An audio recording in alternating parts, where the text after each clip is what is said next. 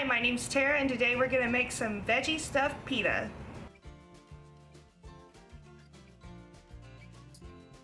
Slice 2 medium onions. Cut 4 medium carrots and 2 cups broccoli into bite-sized pieces.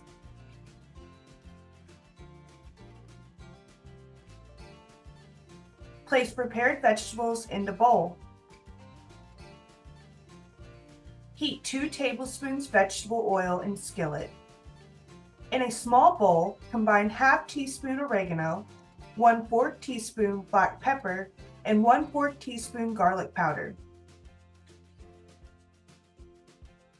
Add the spices to the heated oil and then add vegetable mixture to the pan. Stir vegetables and saute about 5 minutes. When the vegetables are slightly tender, remove from heat. Spoon the vegetable mixture into 6-inch whole wheat pitas. Top the hot vegetables in each pita with 1 ounce of low-fat shredded cheddar cheese.